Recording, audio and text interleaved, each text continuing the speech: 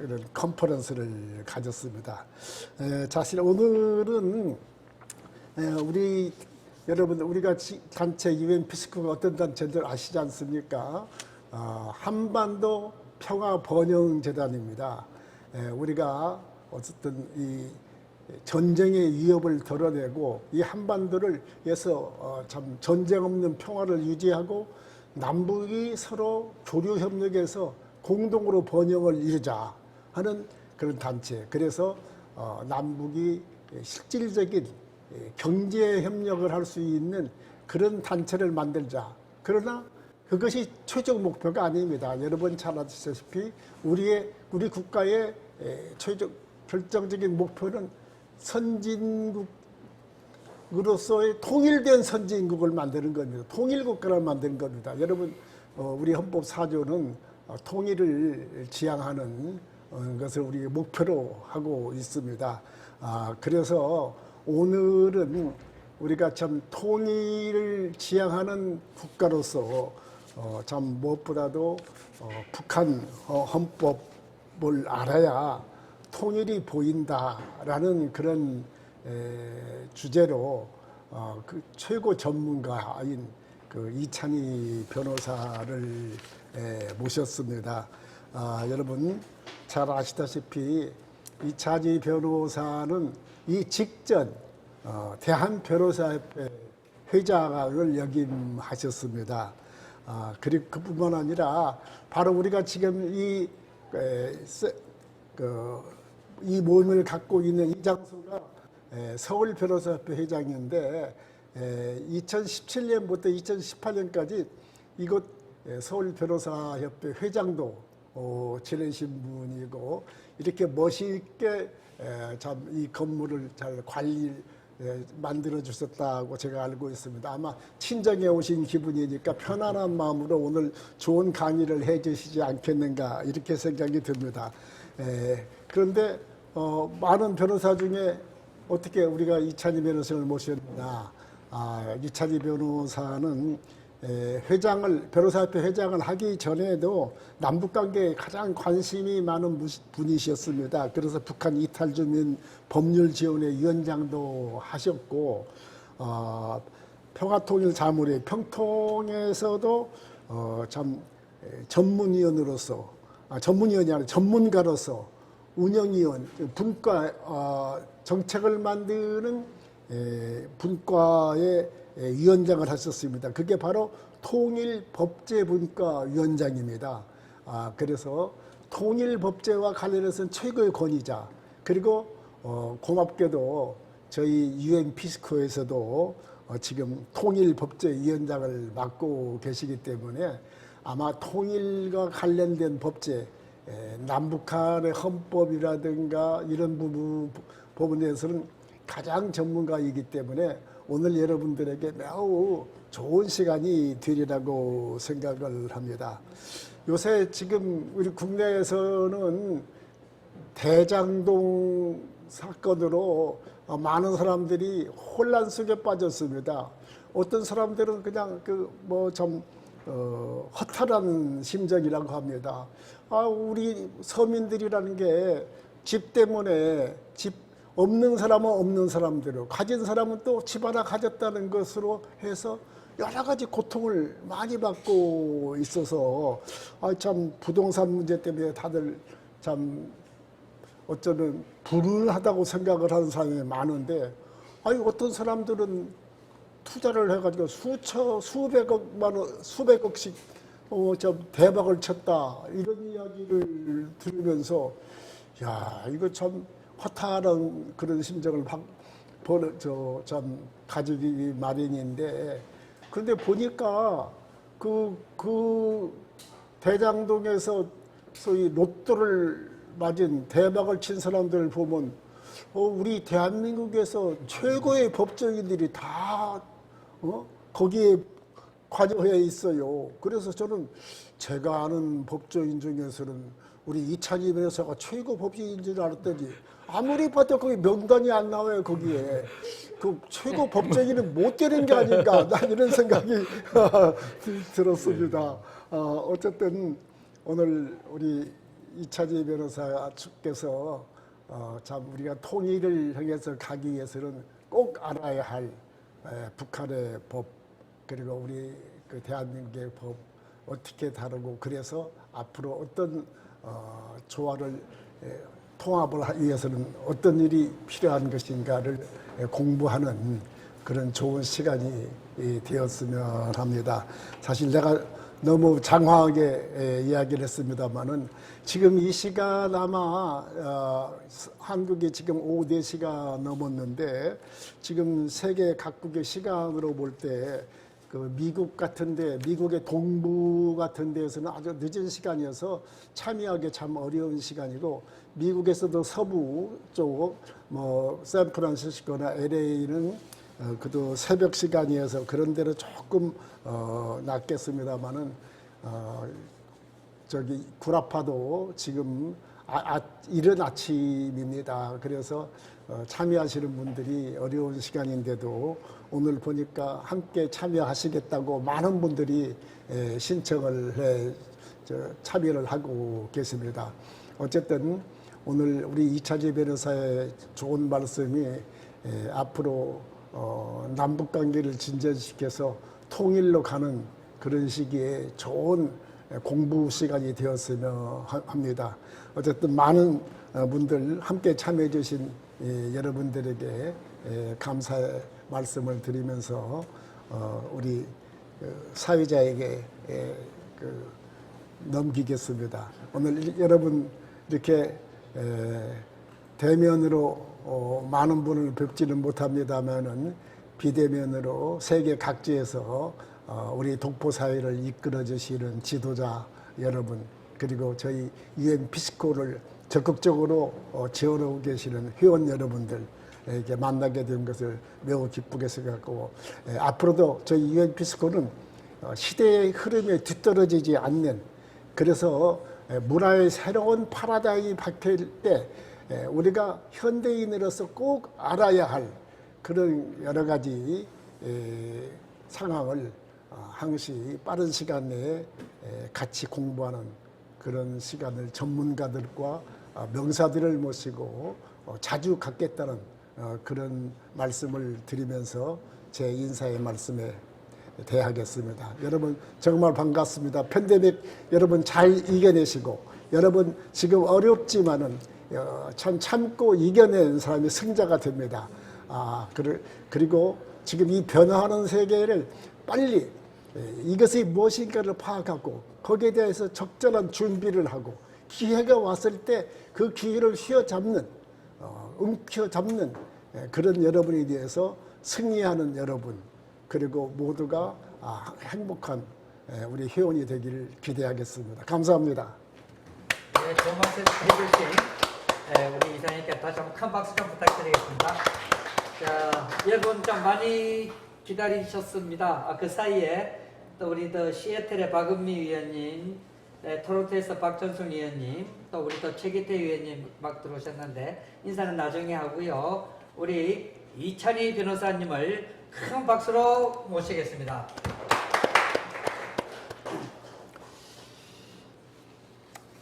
제가 동료를 이렇게 하면 되나요? 네.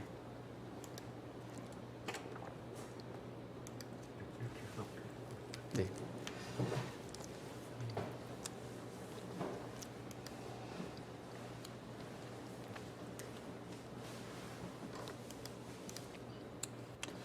안녕하십니까. 이찬희 변호사입니다. 오늘 이렇게 그 전 세계에 계신 많은 UN 피스코 회원 여러분들과 이렇게 화상으로나마 이렇게 같이 고민할 수 있는 시간을 갖게 돼서 영광입니다. 오늘처럼 이렇게 좋은 기회를 주신 우리 김동용, 존경하는 김동용 이사장님과 많은 회원분들께 다시 한번 감사의 말씀을 드리겠습니다. 제가 오늘 그 강의의 제목으로 북한법을 알아야 통일이 보인다라고 했습니다. 오늘 주 강의 내용은 이제 법에 대해서 강의를 해야 되는데요.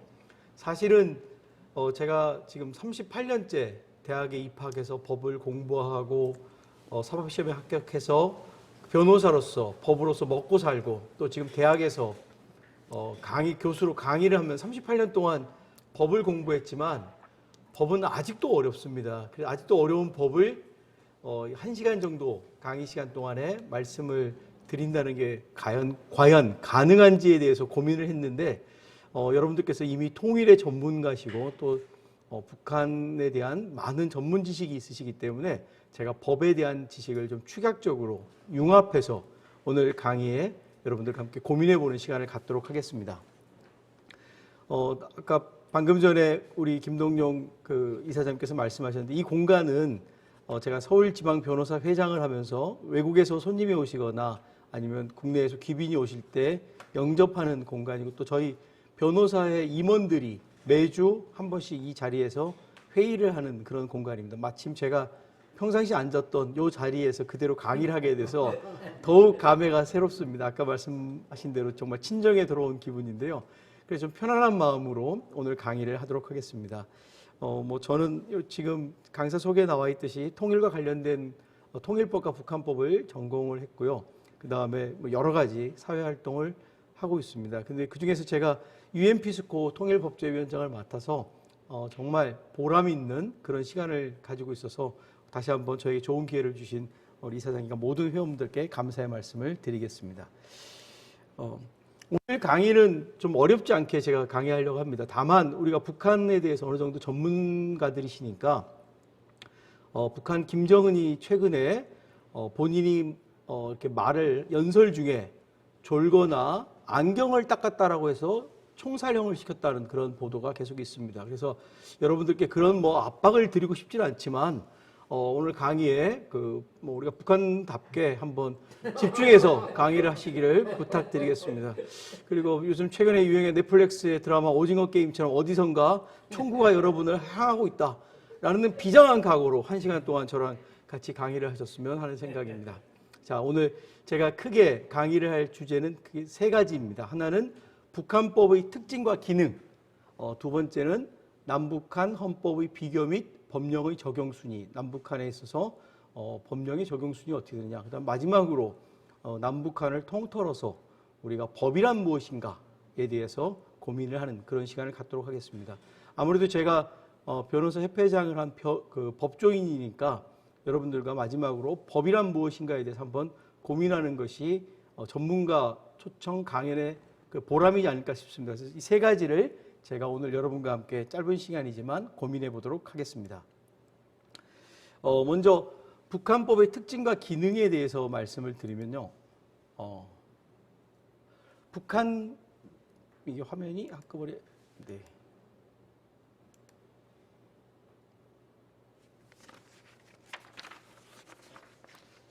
먼저 법의 의미에 대한 남북한의 인식의 차이에 대해서 말씀을 드리겠습니다. 우리 대한민국에서 법이 어떤 의미를 갖고 있느냐라는 것을 법학 사전이나 아니면 네이버나 어디를 검색해 보셔도 대부분 강제 규범, 국가의 강제력을 수반하는 사회 규범으로서 국가 및 공공기관이 제정한 법률, 명령, 규칙, 조례를 말한다. 이렇게 우리 대한민국에서는 법의 정의를 이렇게 규정하고 있습니다. 근데 북한에서는 법의 정의가 우리와 좀 다릅니다. 북한에서는 북한에서 말하는 법이라는 것은 지배 계급에게 유리한 생산 관계와 사회 질서를 유지 공공화하기 위하여 국가가 재정 공포하고 국가의 강제력에 의하여 그의 준수가 담보되는 행위 준칙의 총체라고 하고 있습니다. 여기에 보면 우리 자본주의 국가에서 자유주의 국가에서 말하는 법에 대해서 지배 계급에게 유리한 이라는 말을 쓰고 있습니다. 그러니까 북한은 기존에 있던 법은 과거에 봉건 시대의 지배계층이 피지배계층을 통제하기 위해서 관리하고 통제하기 위해서 사용하는 수단 정도로 보고 있습니다. 따라 성문법뿐만 아니라 불문법에서도 우리가 불문법이라고 하면은 흔히 말하는 관습법, 그 다음에 판례법, 조리 이런 것을 들고 있는데 이러한 판례법이나 관습법 역시 부정하고 있습니다. 그래서 관습이라는 것은 봉건 사회의 유물이기 때문에 그러한 관습은 전부 다 철폐되어야 된다라고 생각해서 관습법을 부정하고 있고 또한 판례의 법도 법원에 대해서 근본적으로 부정적으로 생각하기 때문에 언제든지 법원의 재판을 재심으로 뒤집을 수 있는 그러한 체제를 갖고 있습니다. 다만 우리가 흔히 상식이라고 말하는 조리라는 거에 대해서는 그 당시 시대의 상식이 뭐냐를 마음껏 해석할 수 있으니까 조리의 법원성은 인정하고 있습니다. 그러나 전체적으로 우리 자유주의 국가의 법에 대해서는 부정적으로 보면서 본인들의 법을 어떻게 설명하는가 하면은 바로 김일성이 했던 말을 수록한 김일성 저작 선집에서 법이란 사회주의 사회의 법이며 프롤레타리아 독재의 기능을 수행하는 우리 주권 국가의 법이라고 명시하고 있습니다. 북한에서 가장 최고의 법은 김일성의 그 어떤 교시 혹은 지침, 말씀 이런 거기 때문에 이 내용이 가장 북한의 법을 나타내는 가장 권위 있는 그런 해석이라고 생각합니다. 이러한 김일성의 그 교지를 중심으로 북한 헌법 제18조에 보면은 북한에서 법이란 조선민주주의 인민공화국의 법은 근로인민의 의사와 이익의 반영이며 국가 관리의 기본 무기이다. 법에 대한 존중과 엄격한 준수 집행은 모든 기관, 기업소, 이 기업소라는 것은 우리로 말하면 회사 같은 그런 법인을 말하는 거고요. 단체와 국민에게 있어서 의무이다라고 되어 있습니다. 이 의무이다라는 말을 주의해서 머릿속에 담고 계시면 제가 나중에 우리와 가장 큰 차이점을 하나 말씀드리도록 하겠습니다. 그 다음에 국가는 사회주의 법률 제도를 완비하고 사회주의 법률 생활을 강화한다라고 해서 북한 헌법 18조에서 법에 대해서 이렇게 규정하고 있습니다. 따라서 법에 대한 남북한의 현저한 인식의 차이를 알 수 있습니다. 그럼 북한법의 특징은 무엇이냐라고 본다면 우리가 흔히 법의 체계를 두 개의 체계로 구별하고 있습니다. 하나는 대륙법계 체계, 하나는 영미법계 체계, 이렇게 두 개의 법 체계를 가지고 있는데요. 북한법은 그럼 어디에 속하느냐라고 봤을 때 독일, 프랑스와 같은 유럽 대륙의 중심으로 하는 대륙법계에 속한다라고 보고 있습니다. 그 대륙법계를 러시아, 그러니까 우리 흔히 말하는 소련 헌법이 최초의 사회주의 헌법을 만들면서 기존의 자유주의 대륙법 체계를 사회주의 체계로 바꿨지만 근본적으로 북한법의 기원은 소련 헌법을 기반으로 하는 대륙법계에 속한다라고 보고 있습니다. 따라서 이런 대륙법계의 특징에 따라서 북한법은 이제 성문법을 하고 있습니다. 영미법은 판례법, 불문법인 판례법 중심이라고 한다면 북한법은 소련 헌법의 영향을 받아서 대륙법인 성문법이라서 법의 제정과 운영을 성문법에 의해서 하고 있습니다. 그러나 이러한 법의 제정과 운영이 노동당의 정책에 예속되는 그러한 특징이 있다라고 말씀드릴 수 있습니다. 우리는 그 더불어민주당이 네네 하나씩 하겠습니다. 네. 더불어민주당이 그 집권당이지만 더불어민주당의 정책에 대한민국의 법이 예속되지는 않죠. 국회에서 다수결로 하지만 북한은 노동당이 그 법을 선도하기 때문에 노동당의 정책에 법이 제정과 운영이 그 예속된다라고 말씀드릴 수 있습니다. 그리고 각종 성문법보다도 최고위층의 교시와 지지, 최고위층이라는 것은 뭐 김일성, 김정일, 김정은 같은 최고위층의 교시와 지지, 그 다음에 노동당의 규약과 강령, 그 다음에 내각의 정령 또는 결정이 법규성, 최고의 법규범을 가지고 있다라는 특징. 그 다음에 권리보다는 의무 중심으로 규정되어 있습니다. 저희 대한민국 법을 보면 대부분 뭐뭐 할 수 있다라는 것을 중심으로 되어 있습니다. 그리고 뭐뭐한 우리 헌법을 보더라도 국민은 무슨 권리가 있다라는 권리를 중심으로 규정되어 있는데 북한 헌법은 북한 법이나 헌법은 그렇게 규정되어 있지 않고 뭐뭐 해야 한다, 뭐뭐 할 의무가 있다라는 의무 중심으로 규정이 되어 있습니다. 따라서 법이라는 것이 국민의 권리를 보장하는 기능을 하는 것이 아니라 국가의 운영을 원활하기 위한 수단으로 사용되고 있다는 점에 특징이 있습니다. 그 다음에 실정법이 제정되어도 대부분 형식적이거나 선언적 의미이지 그것을 법에 반드시 기속되거나 구속되지는 않는다라는 점에서 법의 특징이 있다라고 볼 수 있습니다. 북한법의 특징은 이와 같고요. 북한법의 기능은 그럼 어떠냐? 북한은 흔히 북한 체제를 반봉건 체제를 반봉건, 독재 뭐 이런 체제를 무너뜨리고 반제국주의 이런 체제를 무너뜨리고 만든 단계라고 해서 반혁명이나 반체제 세력에 대한 억압과 체제 반응의 기능을 하고 있다라고 보고 있습니다. 북한에서 대표적인 것이 그 반체제 도전이 법을 적용해서 숙청하는 데 가장 많이 활용되고 있다라는 것으로서 북한법의 기능을 볼 수 있고요. 그다음에 경제활동에 대한 통제의 수단입니다. 우리 법은 자본주의를 전제로 하고 있죠. 북한은 공산주의를 전제로 하고 있고, 따라서 공산주의라는 것은 통제가 되지 않으면 경제 목적을 달성할 수 없습니다. 따라서 경제활동에 대한 통제의 수단으로 법을 활용하고 있다라는 것이죠. 그런데 그 통제가 과연 가능한가라는 것에 대해서 지금 공산주의 체제가 다 무너지는 것이 인간의 본능, 경제활동을 추구하고 이익을 추구하는 사유재산을 추구하는 이러한 경제활동에 대한 본능과 맞지 않기 때문에 그 통제가 한계에 다다라가지고 지금 현재는 공산주의 체제가 다 무너지고 마지막 남아있는 공산주의 체제가 북한이라고 볼 수 있는데, 그나마 우리가 잘 알다시피 1990년대 후반부터 심화된 고난의 행군 시절에 그 북한 체제가 무너지고 북한의 어떤 경제 체제가 무너지고 시장 경제적 요소가 도입되었습니다. 그래서 북한에서는 흔히 그런 농담을 한다고 그러더라고요. 북한에서 노동당보다 더 센 것이 장마당이다라고 할 정도로 북한 체제, 경제 체제가 많이 변화하고 있다라고 볼 수 있습니다. 그 다음에 법이라는 것이 모든 인민을 공산주의적 인간으로 개조하는 방편으로 활용되고 있다. 아까 법의 의무가 사회주의 체제, 사회주의 법무 생활을 국민에게 가르쳐주는 그러한 기능을 한다라는 점에서 북한법의 기능이 이렇게 차이가 있다라고 할 수 있습니다. 제가 이제 북한법을 강의를 하면은 물론 학교에서도 그렇고 이런 단체에 가서 강의를 하면은 제일 처음에 예전에는 한 십몇 년 전에 이렇게 묻는 분이 많았습니다. 북한에도 법이 있어요? 이렇게 묻는 분이 많았는데요. 지금은 그렇게는 안 묻습니다. 왜냐하면 북한에 법이 있다는 걸 다 아시거든요. 그러면 요새는 어떻게 물으시느냐? 대부분 이렇게 물어보십니다. 북한에는 어떤 법이 있어요? 라고 물어보시거든요. 근데 북한에도 저희 대한민국에 있는 법과 거의 유사한 똑같은 대륙법계 체계. 북한은 대륙법을 러시아를 통해서, 소련을 통해서 그것을 전수받았다면 저희 대한민국은 독일법과 프랑스법을 중심으로 하는 대륙법계를 일본을 통해서 전수받았거든요.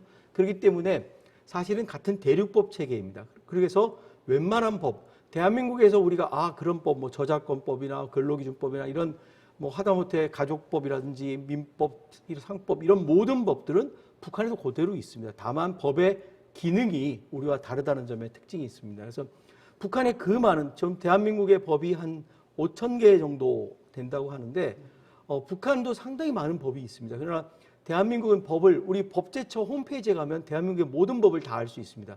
대한민국 법은 공개되어 있는데 북한은 법이 공개되어 있지 않습니다. 그래서 아름아름 통하거나 북한이 공개한 법을 저희가 입수해서 법무부나 통일부 홈페이지에서 저희가 그 법을 이렇게 공부하고 있는데요. 그 중에서 어떤 법을 할 것인가. 제가 아까 38년 동안 법을 공부해도 법이 어려운데 북한 법을 어떻게 설명할까 싶었는데 가장 중요한 것은 헌법입니다. 우리가 헌법이라고 하는 것이 영어로 흔히 말하면 constitutional law. 그러니까 constitution이라는 것이 구조, 조직이라는 뜻이거든요. 국가의 구조, 조직을 하는 법이고 그것이 이제 독일어로, 대륙법계의 독일어로 따지면 그룬츠게제츠라고 해서 우리가 그라운드, 영어로 말하는 그라운드, 그러니까 가장 기본, 게제츠가 독일어로 로를, 법을 말하는 거거든요. 그룬츠게제츠 하면 기본법이라고 해서 흔히 헌법을 기본법, 최고법, 근본법 이렇게 표현하고 있습니다. 그래서 가장 중심이 되는 헌법을 소개해서 남북한 헌법을 비교하는 것이 우리 UN 피스코 그 회원 여러분들께서 북한법을 이해하는데 가장 효과적이지 않을까 해서 제가 북한 헌법을 먼저 소개하고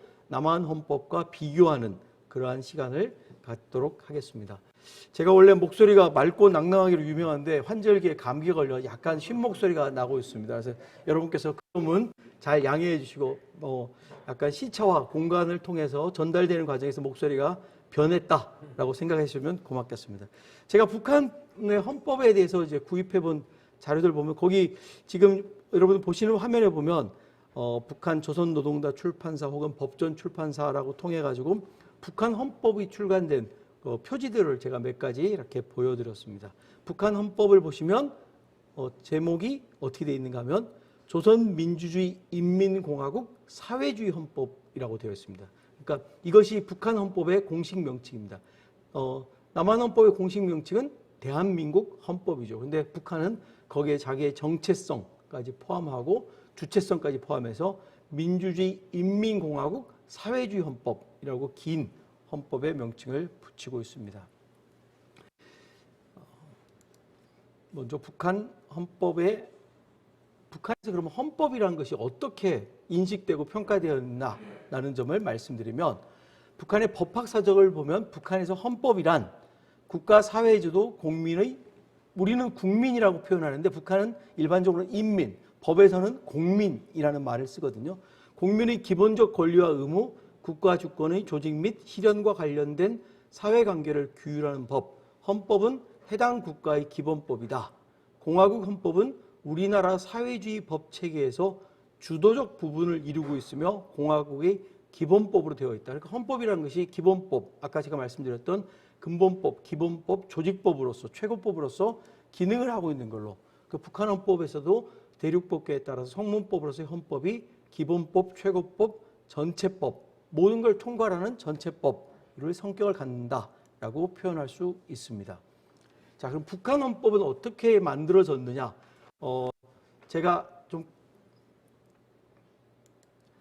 제가 그 강의를 하기 전에 북한 헌법을 쭉 정리하면서 이걸 어떻게 설명을 해드릴까 헌법을 했는데 가장 핵심적인 부분만 정리해서 여러분께서 한번 이렇게 해서 북한 헌법이 만들어졌구나라는 것을 생각해 보시면 되지 않을까 싶어서 제가 간략하게 말씀드리겠습니다.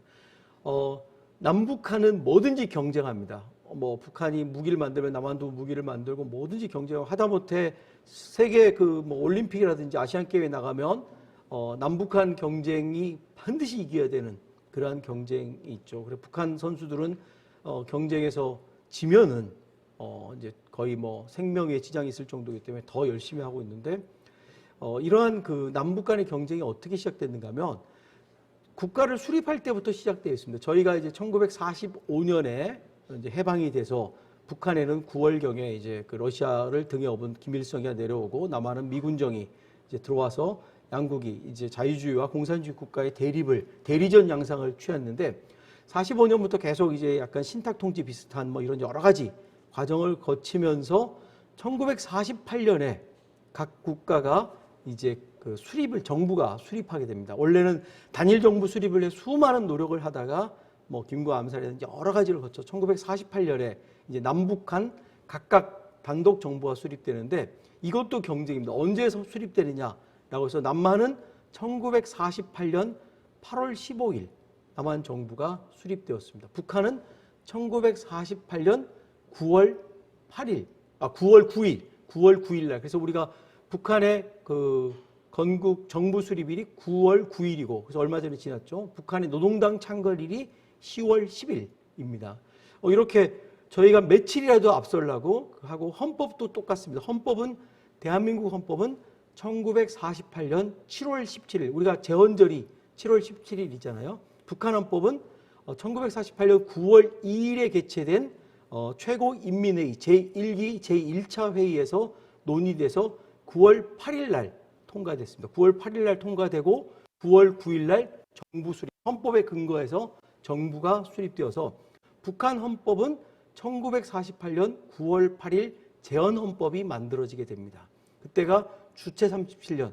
이 김일성이 1912년생이니까 김일성 태어난 지 37년 되는 해를 주체라고 표현했는데 1948년 주체 37년 9월 8일 날 헌법이 제정됩니다. 그 헌법은 북한법의 기능처럼 반제국주의, 반봉건, 민주주의 혁명의 성과를 고정시킨다는 목적을 가지고 제정되었습니다. 이 헌법은 성격상 인민민주주의 헌법에 해당합니다. 우리가 인민민주주의 헌법과 뒤에 말하는 사회주의 헌법, 아까 제가 북한 공식 명칭이 조선민주주의 인민공화국 사회주의 헌법이라고 했는데 이 사회주의 헌법과 인민민주주의 헌법의 차이점이 뭐냐? 우리가 역사적으로 1948년 칼 마르크스가 공산당 선언을 하고 1917년 이제 러시아 혁명, 볼셰비키 혁명이 들어서 공산 정권이 전 세계에서 제일 처음에 등장하기 때까지 역사의 단계를 공산주의자들은 원시 공산사회, 그러니까 뭘 잡으면 맘모스 하나 잡으면 온 동네 잔치하고 다 같이 공동생활하는 공유, 그 공산주의 사회였습니다. 그걸 원시 공산 사회에서 고대 노예 사회, 그러니까 지배와 피지배 계층이 나눠지는 고대 노예 사회, 그 다음에 중세 봉건 사회, 노예 사회보다 더 계급주의 심화되는 중세 봉건 사회에서 근대 자본주의 사회, 이제 시민혁명을 통해서 자본주의가 등장하면 자본가들이 자본주의 사회가 됐다가 마지막 단계를 공산주의 사회. 그러니까 우리 역사 사회의 발전 단계의 최종 목적지이자 완벽한 단계를 공산주의 사회, 원시 공산주의 사회와 다른 성격의 공산주의 사회를 상정하고 있는데, 공산주의 사회에 가기 전까지는 너무나 오랫동안 그 자본주의가 있었고 근대 그 자본주의가 있었고 중세 봉건주의가 있었기 때문에 국가마다 다 다르다는 거. 어떤 국가는 진도가 빨라서 공산주의의 문 앞에 있는데, 예를 들면 러시아 같은 경우 어떤 단계는 너무 그 공산주의가 되려면 시간이 많이 걸릴 때 중간 단계로 프롤레타리아 독재라는 개념을 생각합니다. 그래서 상정합니다. 그래서 공산 단계를 공주의까지 단계 가기 전에 프롤레 독재를 만들고 그 독재가 공산주의로 가기 위해서 원활한 관계를 만들기 위해서 공산주의 세력이 아닌 다른 세력과 손을 잡습니다. 그러니까 완전히 반대 세력이 아니면 손을 잡죠. 그래서 북한의 정권의 수립을 보면 김일성도 제일 처음에는 러시아를 등에 업고 왔지만 힘이 미약하니까 연안파니 뭐 소련파니 뭐 갑산파니 막 이런 수많은, 그 다음에 남노당파, 박헌영을 중심 남노당파 이런 여러 세력을 연합하다가 이제 1950년대 후반에 종파 분쟁을 통해서 완전히 숙청하고 권력을 잡을 때까지 이렇게 공산주의 세력의 자기 본류가 아닌 다른 세력과 연합하는 그런 성격을 갖는데, 이때는 그런 연합도 가능하고 또한 목적을 위해서 테러도 가능하고, 이런 헌법을 인민민주주의 단계의 헌법이라고 하는데, 북한의 1948년 헌법은 이런 인민민주주의 헌법에 해당한다라고 하고 있습니다. 그리고 이것은 아까 제가 말씀드렸듯이 최초의 사회주의 헌법인 스탈린 헌법, 소련의 스탈린 헌법, 1917년에 이제 혁명이 일어나고 1936년에 스탈린이 집권을 완전하게 정착하면서 스탈린 헌법을 제정할 때 1936년에 스탈린 헌법을 모법으로 해서 만들어졌다라고 보고 있습니다. 그러니까 공산주의 국가 중국 헌법도 소련 헌법을 모법으로 해서 발전하고 있습니다. 제게 이게 배터리가 꺼졌네요. 그냥 하겠습니다. 그러면 이게 배터리가 꺼졌는데 전원이 꺼져서 거기서 배터리 그대로 네. 나오고 있으니까. 네. 그러면 제가 이제 그 헌법을 만들었고요. 그 다음에 지금 북한 헌법의 역사 중에서 1972년 12월 27일 제6차 개정으로 들어가겠습니다. 이 재헌헌법을 만들고 북한 헌법이 5차례의 개정이 있었습니다. 이거 뭐 권력과 관련된 여러 가지 그 부분적인 개정.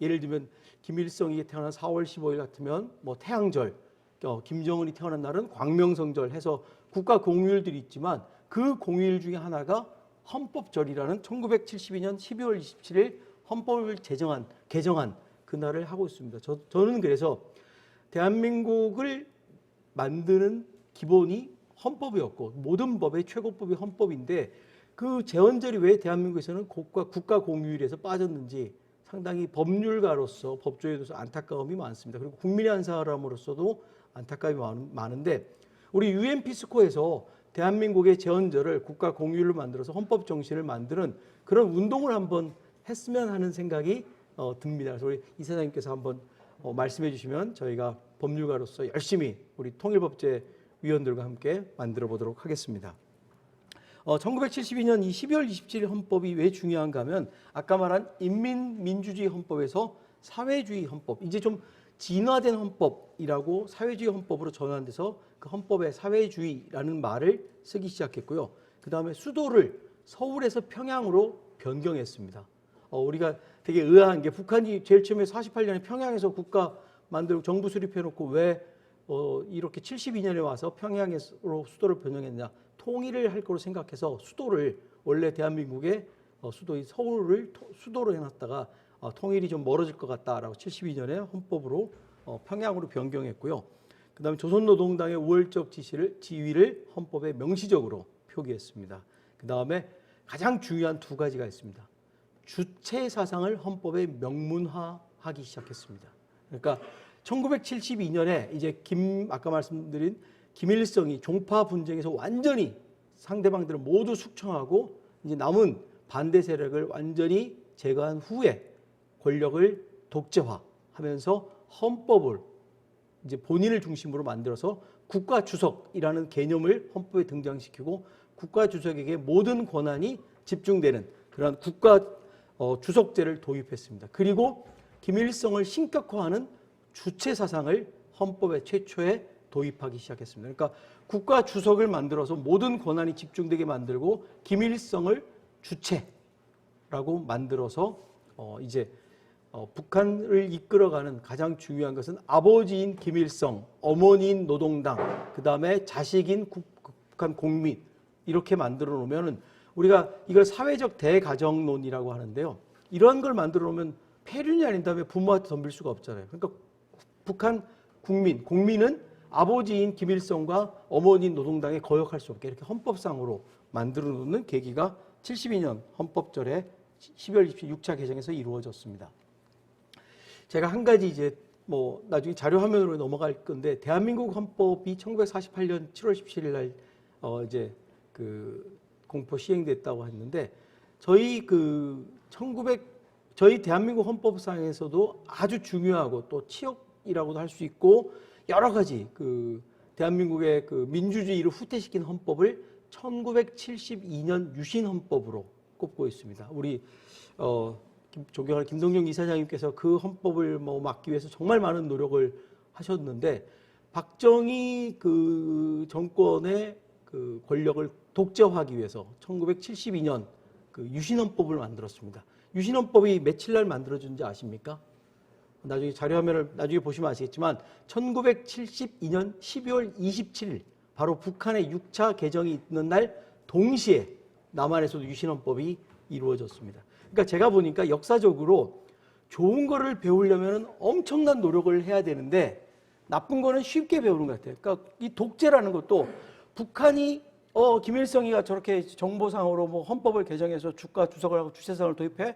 그러면 나도 거기에 맞서야 되니까 이제 유신헌법으로 모든 권한을 대통령에게 집중하는 그런 초월적 대통령제를 만드는 남북한 동시적으로 국가 원수의 권력이 집중되는 어떻게 역사적으로 보면 크게 퇴행하는 그러한 헌법 개정이 같은 날 이루어졌다라는 점에서 역사가 참 우리가 똑같구나라는 생각을 저도 하게 됐습니다. 자, 다음 이제 7차 개정이 92년에 있었는데 이때는 이제 91년경에 이제 고르바초프의 페레스트로이카가 이제 실패하면서 동구권이 다 무너지고 소련 연방이 해체됐습니다. 그러니까 어떻게 되겠느냐? 소련을 원래 이상적인 국가로 보고 소련 헌법을 다 기본으로 했던 북한이 불안한 겁니다. 공산주의가 무너지네? 그러니까 이제 본인들 내부에 우리식 사회주의라는 것을 동원해서 헌법을 거기에 맞춰서 종전에 자기들이 공산주의였던 교범이라고 할 수 있는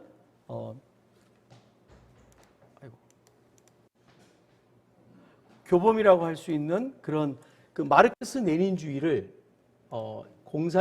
아예 빼버립니다. 헌법에서.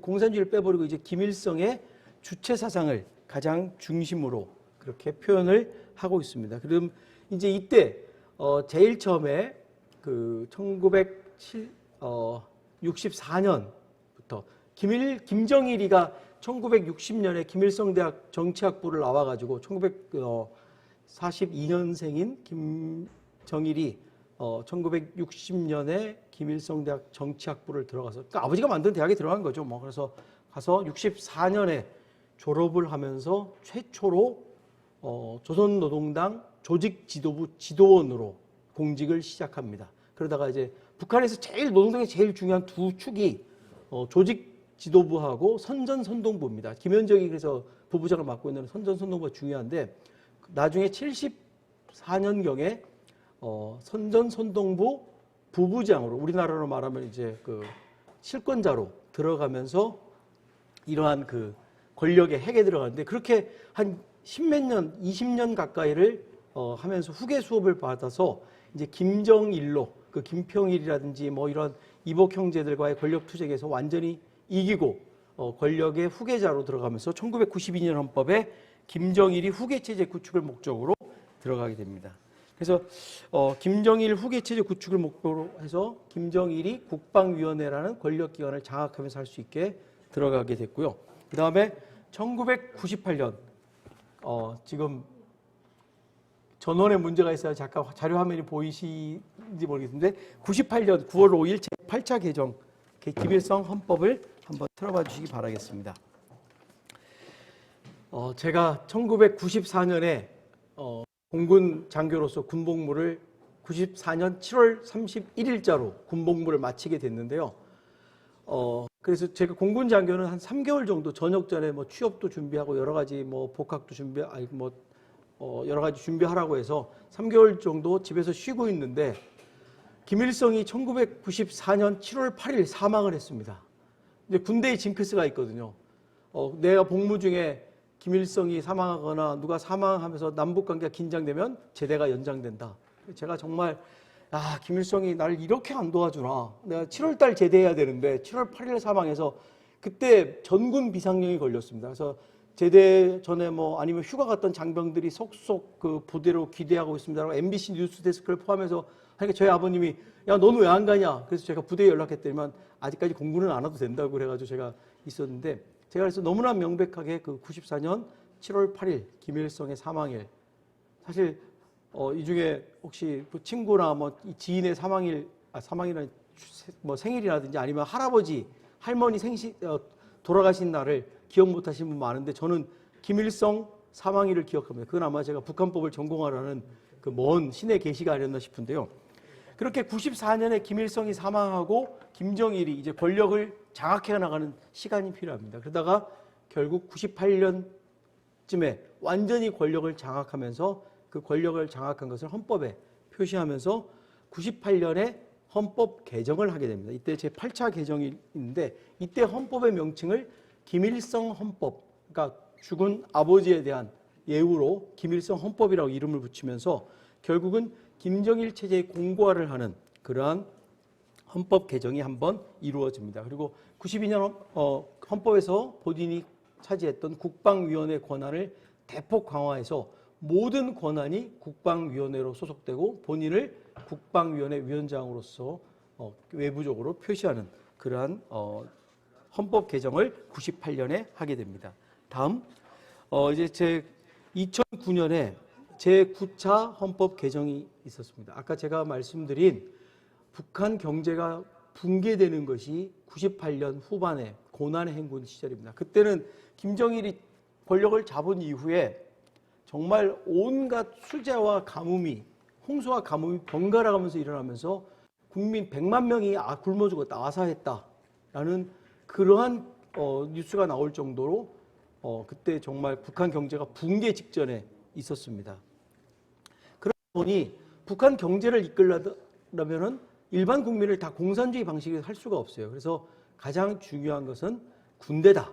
그래서 군대의 어떤 그 운영 방식을 본받자라고 해서 선군사상, 군대가 앞장서자, 그리고 군대를 따르자라는 선군사상을 통치 이념으로 도입하면서 그것을 2009년 헌법에 이제 개정하게 됩니다. 이 선군사상이라는 것은 결국은 북한 체제를 효율적으로 운영하기 위해서는 얼마 안 되는 물자를 누구에게 집중적으로 투여할 것인가를 할 때 일반 국민을 포기하고 군대를 중심으로 북한을 운영하겠다는 그런 체제 전환이었죠. 그리고 공산주의라는 용어를 완전히 헌법에서 삭제하게 됐습니다. 그래서 이런 2009년의 그 헌법 개정은 이제 그 경제 어려움을 반영하는 그러한 헌법 개정이라고 볼 수 있고요.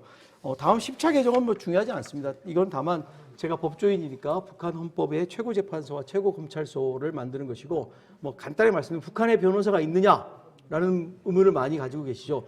북한에 변호사 있습니다. 북한에도 로펌, 뭐 고려 법률사무소에서 우리나라 로펌에 해당하는 그런 사무소도 있고, 변호사가 한 500명 정도 북한에 있다라고 하는데, 이 500명 중에 200명 정도는 저같이 진짜 변호사고 300명 정도는 교수라든지 이런 걸 하면서 겸업을 하는 그러한 변호사들입니다. 그래서 500명이 있는데, 제가 북한 이탈 주민 법률 지원회 위원장을 했다고 아까 우리 이사님께서 소개를 해주셨는데, 북한 이탈 주민들을 만나보면서 제가 북한의 변호사가 어떠냐, 그러니까 북한의 변호사가 우리나라로 말하면 정말로 그 검사나 판사, 경찰이 다그치듯이 그렇게 권위적이고 그 어떤 변론보다는 당의 그 이해관계에 따라서 자백을 강요하는 그러한 역할을 했다. 그리고 무서웠다라는 말을, 그리고 재판할 때까지 변호사를 한 번도 못 봤다라는 사람도 있고요. 법정에서 제일 처음 봤다라는 그런 말을 많이 들었습니다. 그러니까 변호사라는 직업은 개인적으로 사무실을 운영하는 것이 아니라 당에 소속돼서 급여를 당에서 받는 준 공무원과 같은 그러한 역할을 하는 것이고, 제가 그 북한 이탈 주민을 만났을 때 그 이탈 주민이 저한테 하신 말씀이, 제가 변호사가 아닌 줄 알았대요. 북한에는 이렇게 부드러운 변호사가 없답니다. 근데 남한에는 이렇게 부드러워야 먹고 살 수 있거든요. 아니면 우리 정경욱 대표 변호사님처럼 능력이 뛰어나야지 먹고 사는데, 북한은 이렇게 강력한 어떤 권위적인 그러한 변호사 체계를 갖고 있고, 북한도 변호사가 한 500명 정도 된다. 북한에도 꿈이 있다라는 점만 말씀드리겠습니다. 그 다음에 이제 2011년에 겨울에 12월 달에 김정일이 사망합니다. 사망을 하면서 어떤 일이 생기느냐? 김정일은 김일성 밑에서 20년 이상을 책의 후계자 수업을 받았습니다. 근데 김정일이 사망하고 갑자기 김정은으로 이제 후계자가 결정되고, 이제 뭐 장성택이라는 고모부의 뭐 외척의 어떤 그런 뭐 그 수렴 청정이 이루어질 것이다라는 예상이 있었는데, 불과 1년 만에 전부 다 숙청해버리고 권력을 장악했습니다. 그래서 아마 김정은이 그 능력이 있었다기보다는 김정일이 어떤 그 구도를 짜놨지 않았을까라는 예측을 많이 하고, 2012년에 김정은이 헌법을 개정합니다. 본인이 집권하고 최초로 헌법을 개정하는데, 그때는 돌아가신 본인의 아버지인 김정일에 대한 예우를 위해서 김일성은 위대한 수령, 김일성 동지, 그 다음에 김정일은 위대한 영도자, 김정일 동지, 이런 식으로 헌법상에 만들어 놓고, 헌법에 아예 우리 조선민주주의인민공화국 사회주의 헌법은 김일성, 김정일 헌법이다 이렇게 명시합니다. 그래서 이 헌법, 제2012년에 있었던 11차 개정 헌법을 김일성, 김정일 헌법이라고 합니다. 이렇게 김정일을 또한 영원한 국방위원장, 김정일 하면은 국방위원장. 우리가 김일성 하면 어떤 단어가 제일 생각나십니까? 주석이죠, 주석. 김일성 주석이라는 단어가 제일 생각나는데, 김정일 하면 국방위원장이 제일 생각납니다. 그래서 김정일을 영원한 국방위원장으로 헌법에다 명시해버립니다. 그렇게 해서 국방위원장을 하고, 본인은 국방위원회 제1위원장이라는 명칭으로, 그러니까 국방위원장을 못 쓰고 제1위원장을 쓰는데 제2, 제3위원장은 없습니다. 부위원장만 만드는 그런 체제에 눈 가리고 아웅한 거죠. 네. 자, 그 다음에 2014년 4월 헌법을 2012년에 바꾸고 1년 만에 또 개정을 합니다. 이때 왜 개정을 했느냐? 북한이 자랑하는 것이 뭔가 하면, 우리는 사회주의 헌법이기 때문에 여성과 노동자, 근로자, 그다음에 아동에 대한 권리가 엄청나게 보장되어 있다라고 하는 겁니다. 실제로 여성에 대한 그 지위라든지 아동에 대한 권리 보호, 근로자에 대한 권리 보호는 우리보다 입법들이 빨리 진행되고 약간 좀 앞선 입법들을 만들었습니다, 실제로. 그러나 북한에서 여성에 대한 어떤 그 실제적인 예우가, 아까 북한법이 형식적이고 선언적이다라고 했듯이, 실제로 북한 여성들은 남한 여성보다 훨씬 권위적인 가부장제 사회에서 고통받고 있습니다. 그나마 북한 여성들이 전면에 나서는 것은 경제가 붕괴되면서, 그 아까 제가 말씀 노동당보다 더 위인 장마당에서 활동하면서 북한 여성들의 지위가 올라갔다라고 보고 있거든요. 이렇게 북한은 여성, 근로자, 아동 이런 걸 하고 있는데 권리를 보장하는 걸 선전하고 있는데 김정은이 1984년생인 김정은이가 2012년에 정말 도저히 북한에서 생각할 수 없는 그런 우리가 생각할 수 없는 어린 나이에 집권을 하니까 아무래도 권력을 장악했다 해도 권위가 떨어지게 됩니다. 그럴 때 가장 좋은 선전선동법이 뭐냐? 어린애들하고 접하는 거예요. 그럼 상대적으로 나이가 많아 보이잖아요. 그러니까 아버지의 이미지. 우리 주석은 아버지다. 지도자는 아버지다라는 사회적 대가정론의 한 축처럼 아버지의 이미지를 보여주기 위해서 김정은이 집권한 초기에는 북한의 영화라든지 이런 거에 보면 아이들을 대상으로 하는 영화들이 엄청나게 많이 등장합니다. 그거는 김정은의 따뜻한 부성에 자애로운 아버지상을 구현하기 위한 것이고 그 일환으로 의무교육을 1년 더 연장합니다. 북한의 의무교육은 우리 남한은 초등학교, 중학교가 의무교육이잖아요. 북한은 그 이전부터 11년 의무교육을 하다가 북한 김정은이 등장하면서 12년으로 의무교육을 연장하는데 북한은 초등학교가 5년입니다. 그리고 중학교, 우리나라로 말하면 중학교에 해당하는 초급 중학교, 고등학교에 해당하는 고급 중학교 3년 과정인데 그 전에 그러니까 학교에 취학 전에 1년, 그것이 유치원이든지 타가서든지 1년을 더 무상 교육을 시킵니다. 그러니까 12년으로 연장하는가 하면서 엄청나게 선전합니다. 내가 이렇게 애들을 사랑하는 아버지와 같은 이미지를 심어주기 위해서 그런 헌법 개정을 하게 됩니다. 그래서 2013년 4월 1일 개정은 김정은의 어떤 이미지 구축을 위한 헌법 개정이었다라고 말씀드릴 수 있고요. 그 다음에 이제 2016년 이제 개정이 이때는 이제 권력을 보강하기 위한 그런 개정을 하고 위원장을 최고 영도자라고 하는 그러한 개정이 있고요. 또 중요한 개정은 그 다음에 많이 발표되는 2019년 4월 11일 제14차 개정. 이 14차 개정에 대한 내용들이 올해 많이 이제 나오고 있는데요. 먼저 김정은이 제일 처음에 등장했던 명칭은 국무위원회 위원장이었습니다. 지금은 조선노동당 위원장을 명칭을 쓰고 있는데 국무위원회 위원장을 쓰면서 국무위원회 위원장을 국가를 대표하는 최고 영도자로 헌법에 명시합니다. 북한을 대표하는 공식적인 국가 원수는 최고인민회의, 우리로 말하면 국회의장에 해당하는 최고인민회위원회 상임위원회 위원장이 북한, 지금 최룡해가 꿰차고 있는 그 자리, 그 전에는 김영남이 오랫동안 했던 그 자리가 북한의 형식적인 국가 원수였고 실질적인 국가 원수는 물론 김씨 일족이죠. 그래서 국방위원장, 국무위원장 했는데 아예 이제는 공식적으로도 국무위원회 위원장을 국가를 대표하는 최고 영도자라고. 그러니까 국가를 대표하는 것은 국무위원회 위원장이고 외교와 관계에서 대표하는 것은 최고인민회의 상임위원회 위원장이고 내각을 대표하는 것은 내각 총리다. 이런 식으로 나름대로 이제 권력을 나눠주고요. 그 다음에 하나 중요한 게 있습니다. 원래 김정은의 많은, 김일성의 많은, 그다음 김정일의 많은 공식 직함 중에 하나가 최고인민회의 대의원입니다. 그러니까 국회의원을 겸직하고 있었는데 헌법에다가 아예 위원장은 최고인민회의 대의원으로 선거하지 않는다라고 명시를 했습니다. 규정했는데 이거는 내가 이제 쪼잔하게 너희들과 달리 대의원의 위원을 하지 않아도 나는 국가의 최고 영도자다라는 것을 보여주기 위해서 일부러 삭제한 겁니다. 권력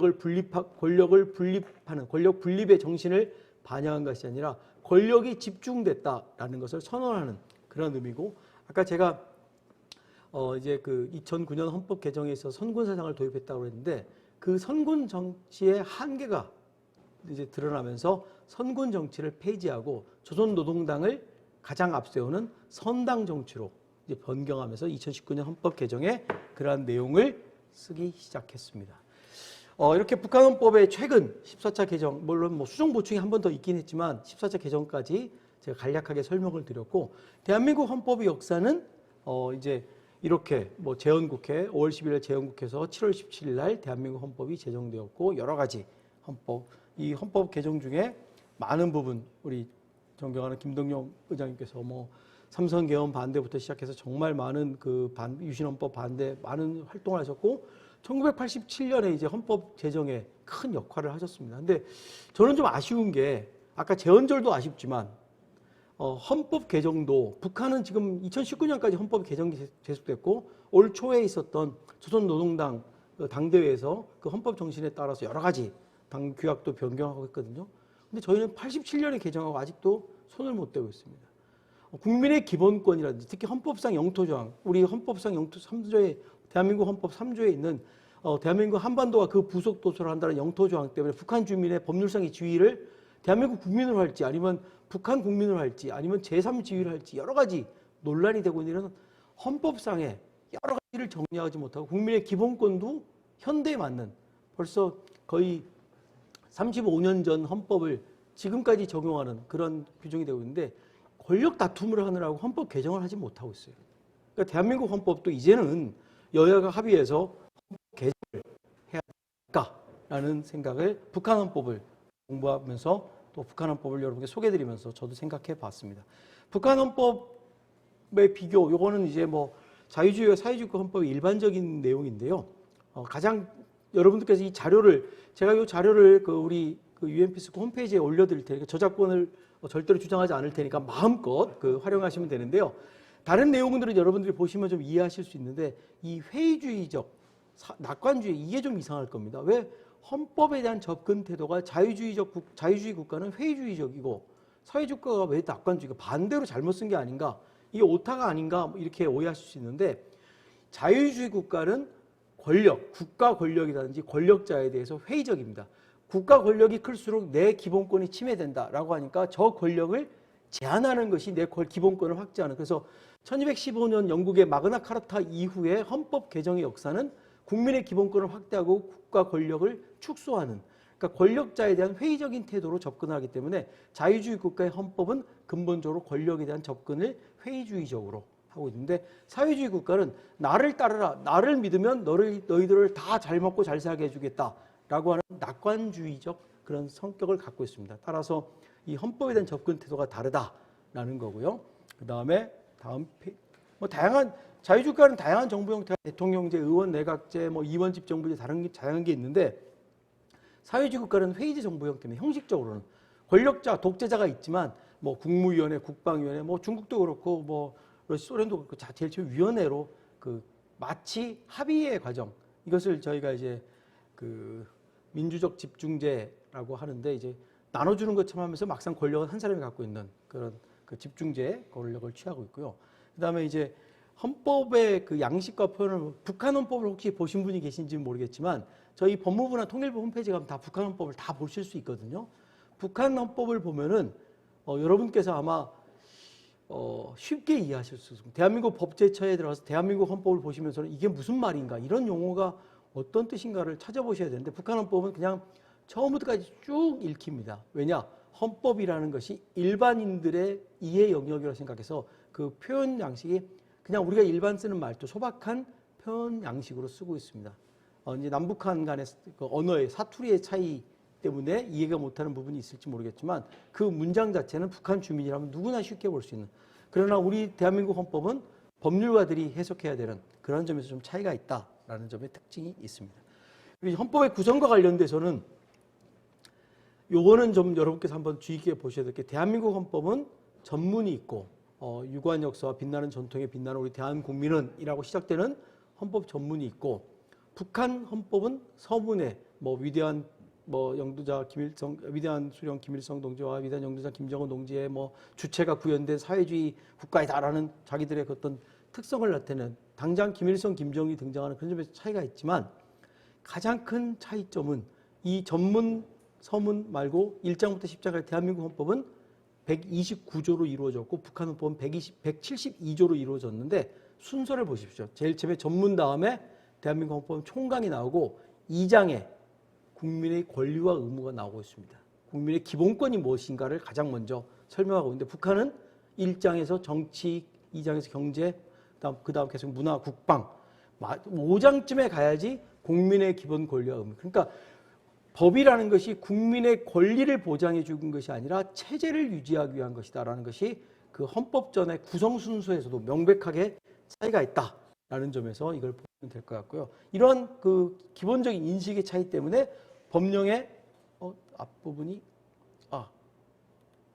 요거는 이제 개별적인 관련 조항들이니까 여러분께서 한번 참고하시면 될 것 같습니다. 그래서 법령의 적용 순위가 대한민국처럼 헌법, 법률, 대통령, 총리령, 부령 아까 제가 말씀드렸던 헌법, 법률, 명령, 규칙, 조례 이런 순서에 따라서 법률이 그러니까 헌법이 최고법으로서의 기능을 하고 있는 정상적인 자유주의 국가의 헌법 법령의 적용 순위를 따르고 있는데 조선민주주의 인민공화국의 법령의 체계는 여러분 너무 잘 알다시피 최고 지도자의 교시, 최고 지도자는 뭐 이제 김씨 3조기 3대가 이제 계속 바뀌면서 바뀌었지만 이렇게 최고 지도자 교시, 그다음에 노동당 규약이 헌법보다도 그러니까 우리로 말하면 집권당의 당헌이 당규가 헌법보다 더 위에 있습니다. 이론적으로 그래서 북한의 크게 뭐 체제가 주체사상과 당의 유일적 영도 체제라고 해서 당의 어떤 그 이상이 가장 높은 것처럼 그 밑에 헌법과 법률 그래서 법이라는 것이 참 형식적이다라는 점에서 차이가 많다라고 보고 있습니다.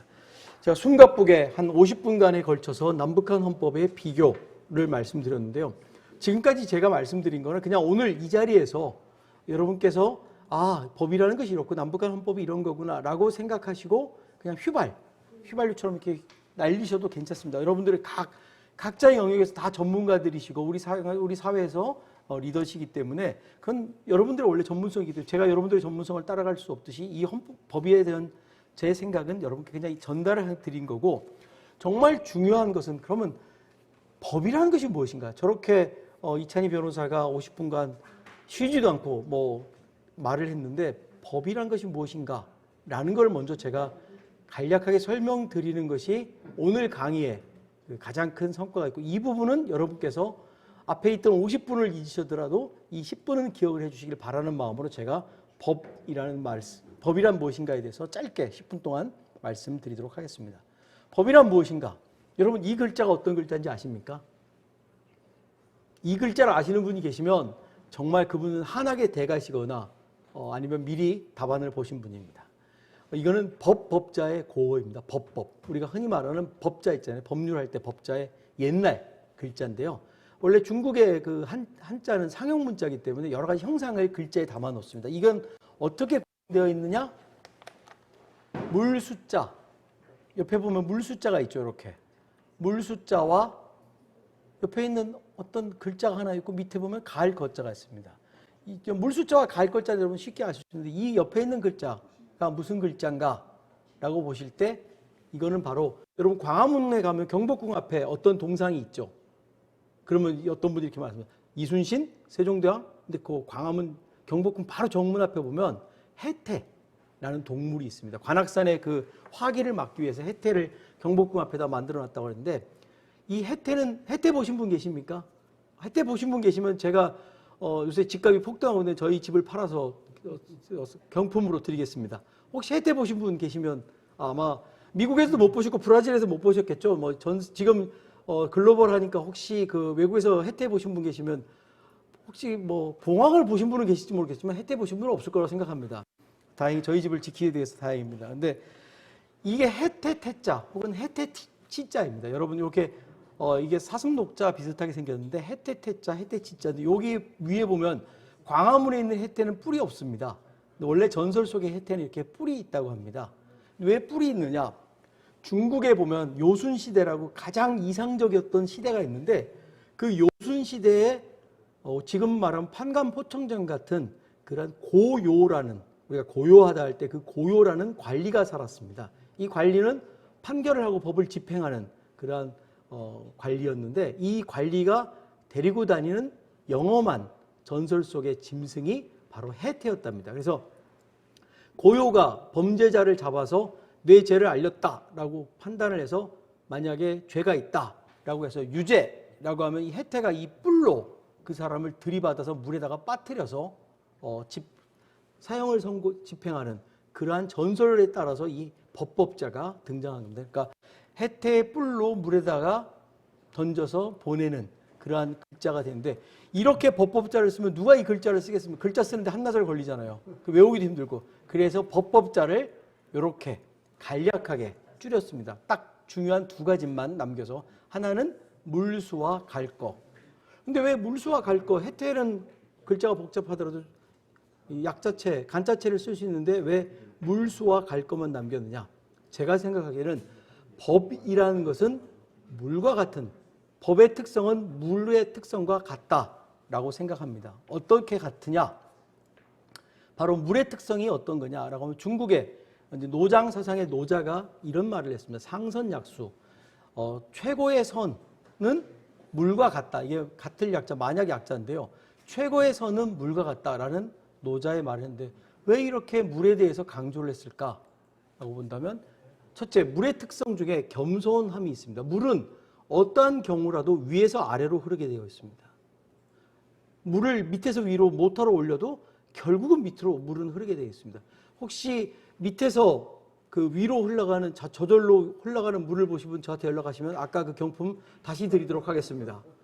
역시 답정 너죠. 답은 정해져 있는데 물은 이렇게 겸손한 특징, 항상 위에서 아래로 흐르는 법도 역시 국민을 위한 법, 권력자, 위에 있는 권력자가 아니라 아래에 있는 국민을 위하는 법, 이렇게 물의 겸손, 권력자가 겸손함을 가진 그런 물의 특성처럼 법의 특성도 그렇게 있다라고 생각합니다. 두 번째는 포용입니다.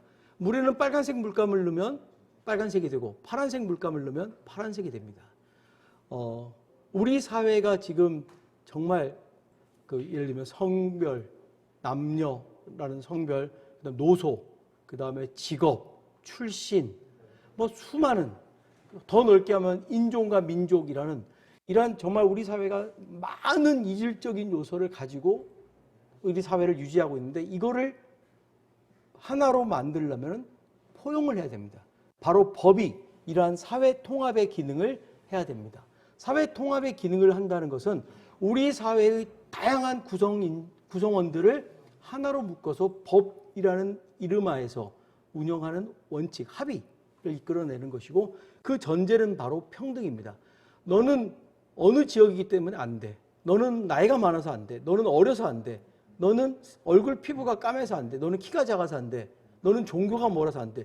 이런 것을 다 떠나서 너는 인간이기 때문에 국민이기 때문에 평등하다라는 것을 그다음 너는 대한민국 국민은 아니지만 인간이기 때문에 인간으로서의 기본적 권리가 있기 때문에 너는 평등하다라는 것을 전제로 사회 통합을 해야 된다고 생각합니다. 즉 물이 여러 가지 다양한 색깔을 포용할 수 있듯이 법 역시 평등을 전제로 사회 통합을 하는 그런 포용성을 가져야 된다라는 점에서 물과 법의 특성이 공통적이다라고 말씀을 드릴 수 있고요. 세 번째 마지막으로 융통성입니다. 물은 동그란 통에 넣으면 동그래지고 네모난 통에 넣으면 네모내지고 최근 그 넷플릭스에 나왔던 오징어 게임에 나왔던 것처럼 별표 모양의 통에 넣으면 별표가 됩니다. 물은 어떠한 형태에도 자신을 맞출 수 있습니다. 법이라는 것도 우리가 대륙법계 성문법 국가라고 했지만 법이라는 것은 시대를 정확하게 100% 반영하면 좋겠지만 법을 만드는 데는 국회를 통과해야 여러 가지가 있기 때문에 지금 아직도 저희가 1987년 헌법 하에서 살고 있잖아요. 그러니까 법이라는 것이 이렇게 빨리 바뀔 수는 없거든요. 그 공백을 채우기 위해서 우리가 불문법이라고 해서 판례라든지 관습법이라든지 이런 걸 만들고 있습니다. 그리고 그것에 따라서는 성문법을 너무 기계적으로 해석하는 것이 아니라 시대의 흐름에 맞게 재량에 따라서 해석할 수 있는 여지를 사법부에 부여하고 있습니다. 이것처럼 물이 융통성이 있듯이 법 역시 재량과 그런 어떤 불문법에 따라서 현문법의 한계를 극복하는 그러한 성격을 갖고 있다라고 해서 저는 바로 이렇게 물의 특성과 법의 특성이 공통되기 때문에 우리가 한자인 법에 아직도 물 숫자를 그대로 담아서 법법자가 이루어져 있다라고 생각합니다. 이것처럼 북한 법이건 남한 법이건 우리 법이라는 것은 상식, 물이 흘러가듯이 순리대로 그리고 어떤 겸손과 포용과 융통성이라는 것을 담는 그러한 법이 만들어져야 되고 그것은 남북 간의 법률이 지배하는 사회라면 공통적인 그러한 사회의 이념이 되고 원칙이 되어야 된다고 생각합니다. 따라서 북한, 남한 모든 그 남북한의 모든 당국자들은 이 법의 기본 원칙, 물의 특성을 담는 법의 특성을 잘 참고해서 법을 만들고 집행하기를 바라겠습니다. 그리고 북한 법을 어떻게 이해할 것이냐라는 점을 보면 저희가 통일법을 만든다 이런 말 하지만 사실 독일도 통일법을 만들지 못했습니다. 통일법이라는 것은 없습니다. 체제가 전혀 다른 자본주의 국가와 공산주의 국가, 자유주의 국가, 사회주의 국가 이 정치 경제가 완전히 다른 두 체계를 만들어 통합법을 만드는 것은 불가능한 것을 만들려고 하는 것 똑같거든요. 대신 통일이 된다면 남한법을 북한에 덮어 씌워야 됩니다. 서독법을 동독에 덮어 씌우는데 덮어 씌울 때 북한법을 알지 못하면 마찰이 생길 수밖에 없습니다. 북한 주민 우리 다 한민족의 대한민국 국민입니다. 우리 한반도 평화번영재단이 만들어진 건 한반도에 속한 모든 그리고 그걸 전 세계적으로 글로벌로 확장하자라는 취지라면 북한 주민들이 가장 저항감 없이 받아들일 수 있는 법을 만들기 위해서 어떻게 적용할 것인가. 그러려면 북한법을 알아야지. 그 사람들이 수십 년간 1945년 그리고 1948년 정부 수립 이후로 적용되어 왔던 법에 대해서 알아야지 가장 저항이 적은 남한법을 만들어서 적용시킬 수 있다라고 생각합니다. 그리고 통일을 위해서는 북한 주민들을 이해하는 가장 좋은 방법 중에 하나가 저 사람들이 어떠한 통치체제에 살았는가를 본다면 북한법을 알아야지. 그래서 제가 오늘 과감하게 제목을 북한법을 알아야 통일이 보인다라고 이렇게 썼습니다. 오늘 제가 이 사진이 3년 전에 그 협회장 할 때 찍은 사진인데 그 너무 젊게 나와가지고 오늘 지금 머리도 이거랑 가장 비슷하게 해서 어제 머리를 가서 이 사진이랑 제일 비슷하게 잘라달라고 했는데 이 세월에 죄송합니다. 우리 존경하는 의장 저 우리 수석부장님 이사장님 앞에서 제가 이렇게 말씀드리면 하지만 약간 너무 젊지만 여러분 오늘 화면상으로 그리고 목소리도 약간 지금 환절기 약간 목감기에 걸려서 목소리도 별로 맑지 못했는데 이렇게 1시간에 걸친 정말 어려운 법률 강의를 이렇게 끝까지 경청해 주신 우리 모든 저는 참가자분들이 많이 나가게 하실 줄 알았는데 오히려 조금 늘어서 우리 이사장님께서 혼내지는 않으실 거라 생각하고 우리 회원님들께서 오늘 무의미한 1시간 아니었다라는 생각은 가지시지 않을까 생각하면서 우리 존경하는 유엔 피스코 회원 여러분 항상 건강하시고 민족 통일과 평화 통일의 평화 번영의 파수꾼으로서 리더로서 큰 역할을 해주시기를 기대해 마지 않습니다. 여러분 감사합니다.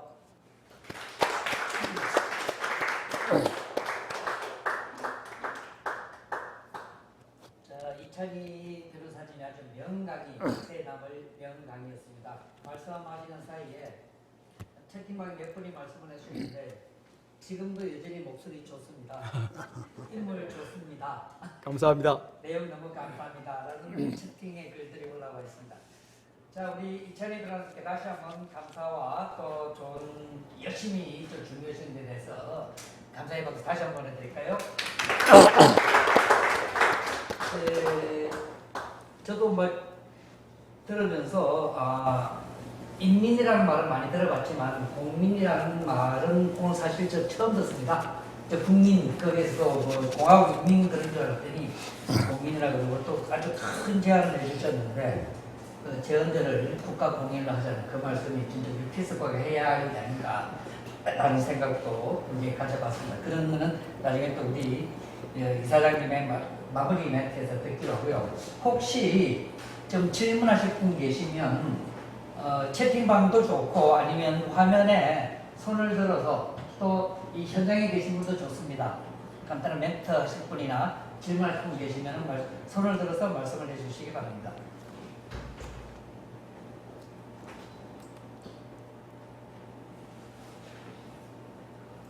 그래서 질문하실 사이에 호주협에서 권한희 위원님께서 감사합니다 수고하셨고 여기 가셨습니다. 그다음에 워싱턴 DC에서 최은희 회장님이 한자를 풀어주셔서 너무 감사하다. 뒤에 스토커로다 라는 말씀을 해주셨고 그 사이에 말씀하신 사이에 유럽 한연합회 부회장 스페인의 이정윤 부회장님 수고하셨다는 인사 말씀하시고 아까 소개를 못했는데 들어오셨고 이민아 위원님, 오장섭 위원님, 임승복 위원님, 신앙의 박영경 위원님, 사공학의 엘레나 위원님, 베이징의 이금 위원님 입장해 주셨습니다. 자, 질문하실 분 계시면 질문을 좀 해주시고요. 시간이 많이 되는 관계로 마무리를 좀 지어야겠으니까 좀 질문하실 분 계시면 네네 우리 현거관에서 조기철 강사님. 지금 최고 연구자의 면이 가장 우선하는 사회에서 제가 지금 좀 들어보니까 결국 정마당을 통한 그런 실천적인 행동에서 이 헌법이나 앞으로 받아들일 가능성이 항상 크겠다 하는 생각이 우리 변호사님의 의견을 듣고 싶습니다. 장마당이 결국 이루어지지 않을까 네. 생각합니다. 이제 북한 경제의 거의 70% 이상이 이제 장마당에서 이루어진다라고 하고. 조금 전에 저기 현장에 계신 분이라서 바로 그냥 서른 들고 말씀을 하셨는데 이 기운이기 때문에 말씀해 주셔야 되는데 조금 전에 조기철 영도 간세사님께서 우리 이찬희 회장님께 북한의 장마당에 대해서 질문을 하셨습니다. 그래서 그 답변 듣겠습니다. 네, 이제 그 장마당이라는 것은 이제 원래 그 공산주의 체제에서는 인정될 수 없는 사경제, 사유경제를 인정한 것인데요. 개인 소유를 또 인정하는 것이고. 근데 이거는 약간 좀 기형적인 증상이라고 볼 수 있습니다. 그러나 북한 경제 70%를 이미 장악했다라고 보고 있는데 김정은 집권 이후에 한동안은 경제가 좀 성장을 했습니다. 뭐 1%, 2%든지 경제가 성장하는 그런 과정에서 국가 주도로 경제를 흡수하려고 하는데 저는 공산주의가 왜 전 세계적으로 다 무너졌느냐? 아까 제가 말씀드린 인간의 본능이랑 안 맞는 거예요.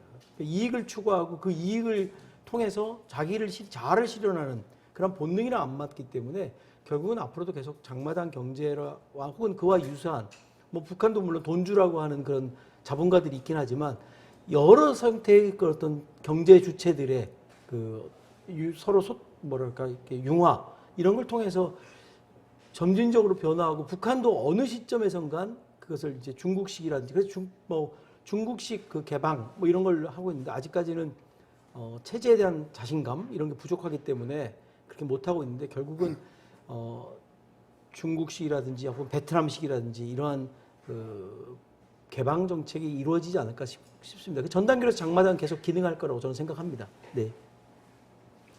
네, 또 다른 질문 계십니까? 질문이 없으시면 나중에 또 다시 받는 거 시간상 남아프리카 공화국의 케이프타운에서 정의기 의원님이 오늘 강의 덕분에 북한법에 대해서 알게 되었다. 감사하다. 수고하셨다는 말씀을 드렸고 시애틀에서 박은님 의원님이 또 역시 감사의 말씀을 전해주셨고 짜고 치는 고스톱 같은데 정경욱 변호사님이 이찬희 변호사님 연락해 주셔서 감사드립니다. 라고 채팅방에 남겨주셨고요. 박영현 시장에서 정말 엉뚱한 질문을 해주셨네요. 북한에도 변호사가 있나요? 아까 있다고 했습니다. 토론토 명창 강의 감사하다고 말씀을 주셨습니다. 여러분들하고 계속 많은 이야기를 하고 싶은데 또 뭐 시간도 있고요. 그리고 제가 지금 제 노트북이 아니라서 이 자꾸 밑에서 하니까 턱이 자꾸 두 개로 보여가지고 유순진 대표가 욕부는구나 생각했습니다. 그래서 이 모든 거 여러 가지 좀 마무리를 하면서 우리 김도경 이사장님께서 좀 여러 가지 종합적으로 한번 말씀을 해주시고요. 제가 한 말씀 더 드리고 이제 모든 강의를 마치도록 하겠습니다. 여러분 오늘 강의 어땠습니까? 저 사실 강의도 해보기도 하고 많은 강의 들어봤는데 정말 옆에 계셔서가 아니라 정말 명강의였습니다. 저도 대학 3학년까지는 다녔는데요.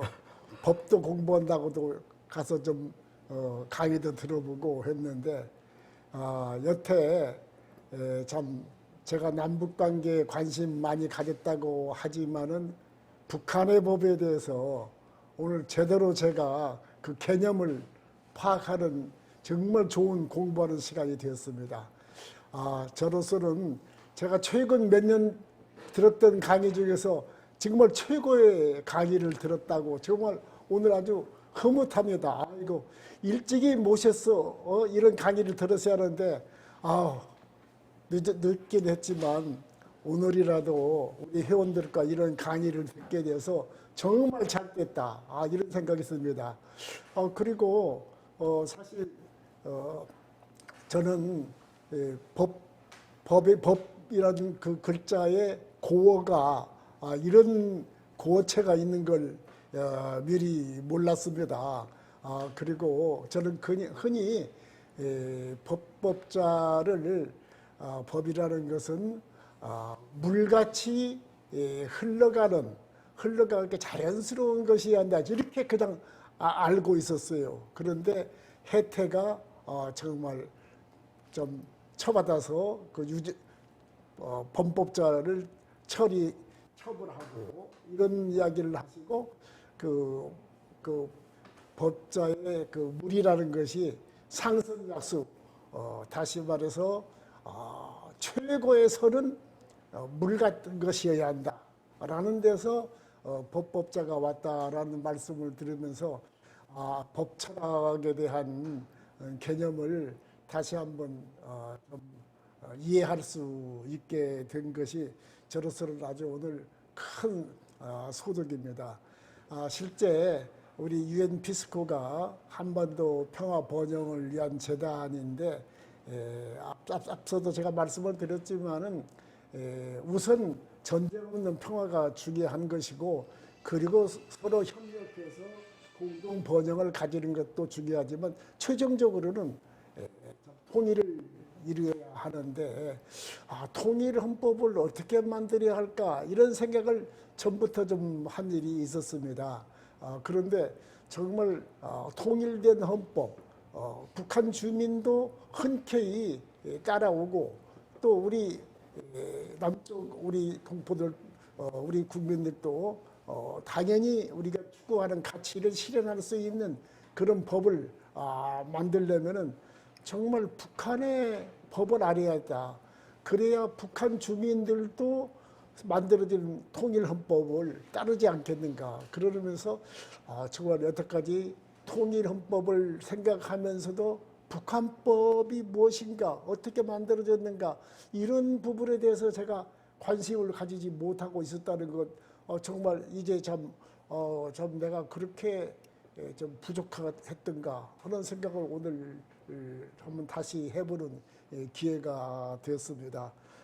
어쨌든 우리가 통일 시대를 지향하는 그런 우리 입장에서는 정말 북한법을 오늘 공부하게 된 것이 아주 좋은 기회였다 이렇게 생각하고 이런 좋은 강의를 해주신 우리 이찬희 변호사에게 감사드리면서 자부심을 느꼈습니다.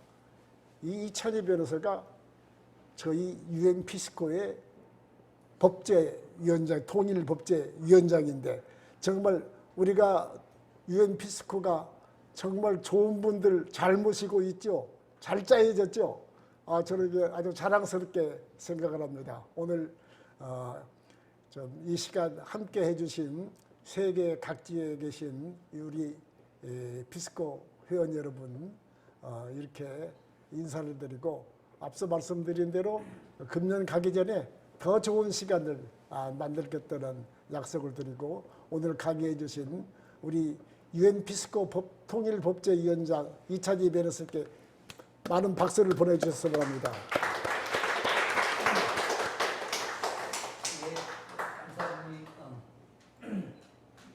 예, 감사합니다. 우리 유엔 피스코는 보시다시피 실력으로도 뽑지만 인물 보고도 뽑습니다. 자, 지금 이후진 의원지회장께서 지금 중국 4주 격리 생활 중인데 아주 유익한 시간이었다고 또 말씀을 해주셨고, 베트남의 이현자 부회장님께서 소장 강의 감사하다. 또 베이징에서 북한에도 통일을 위한 노력하는 단체가 있다면 같이 공부해놨으면 좋겠다라는 생각이 든다는 말씀을 해주셨습니다. 슬슬 마무리할 때가 됐습니다. 입법기관인 국회의사당 앞에 보면 혜태상이 있습니다. 혜태상이 왜 국회의사당에 있었나 했더니 오늘 이찬희 변호사의 말씀을 들으니까 그 의미를 알 것 같습니다. 이것으로 이제 마치고요. 그다음 몇 가지 공고사항을 좀 드리겠습니다. 얼마 전에 보셨겠지만 우리 피스코 위원님께서 기부를 해주셔서 미라클 작전을 성공시킨 군부대에 오도닭 46,000마리, 이제 시가로는 한 7억 3천만 원 정도가 됩니다. 그 군부대에 이제 기부를 했습니다. 그 외에도 또 소독제도 좀 기부를 했고요. 또 얼마 전에 또 김치 100포기를 또 말씀을 해주셔서 10월 달에 또 이제 독거 노인들을 할 예정이 있습니다. 주변에 또 본인이 가지고 있는 조그만 거도 좋습니다. 연말도 가까우시고 기부하실 거 계시면 좀 저희들이 언제든지 기부를 할 수가 있거든요. 북이든 가까운 이웃이든 해외 동포들이든. 그래서 기부할 거 계시면 아름다운 선한민항령에 좀 많은 참여를 부탁드리고요. 또 계획이 있다면 바자회를 생각을 하고 있습니다. 여러분이 가지신 여러 가지 소중한 물품이나 스토리텔링이 있는 거 그런 거 있으면 조금 준비를 좀 해 주시기 바랍니다. 그리고 저희들이 금년 말부터 해서 MZ세대 토론 배틀을 한번 해보려고 합니다. 각 대륙별로. 그래서 각 대륙별로 좀 20대 MZ세대 2030 세대 중에서 좋은 분들 계시면 토론 잘하시는 분 계시면 대륙별 추천을 받아서 본선을 거쳐서 결선을 해서 전 대륙 토론왕을 한번 선발하고 싶습니다. 그래서 해외에서 각 나라에서 대륙에서 좋은 인재들이 있으면은 소개해 주시기를 부탁을 드리겠습니다. 장시간 수고하셨습니다. 다음에 또 뵙겠습니다. 손을 들면서 인사 나누도록 하겠습니다. 반갑습니다. 감사합니다.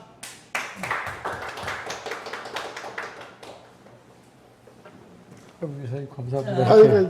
계속 계신 분들이 계시고 현장에 계신 분들은 단체 사진을 좀 찍도록 하겠습니다. 잠깐이 마스크는 다 쓰시고.